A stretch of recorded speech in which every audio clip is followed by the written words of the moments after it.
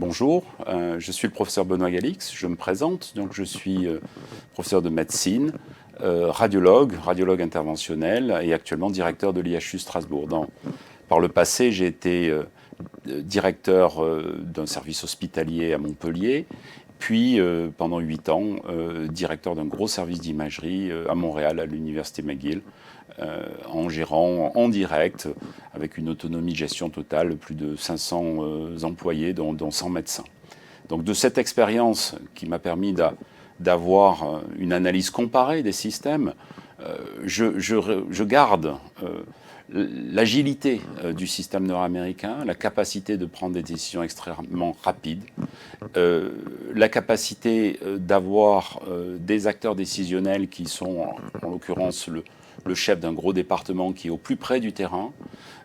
et des équipes relativement compactes dans la décision.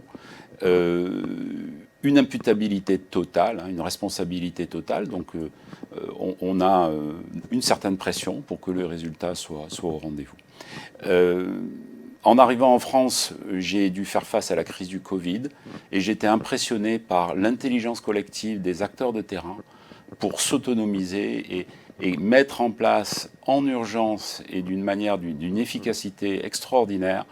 les changements nécessaires pour gérer cette crise. Et finalement, la déception que l'on sent aujourd'hui, elle est liée à l'épuisement qu'il y a eu pour ces équipes, mais il y a eu aussi le retour à la normalité, avec un retour d'un système normatif et d'une prise de décision éloignée qui leur fait perdre le sens de leur métier. L'éloignement de la décision, l'absence d'informations et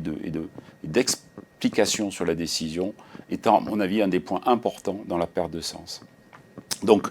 si j'avais juste un mot à dire, c'est qu'il faut que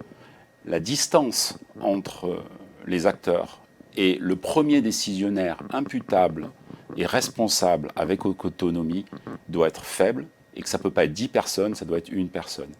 La taille, c'est, comme je le crois, c'est être capable de rencontrer tous les acteurs de terrain dans un couloir, au moins une fois ou 2 fois par mois, et qui puissent directement vous demander des explications à vous qui êtes en charge de cette unité fonctionnelle.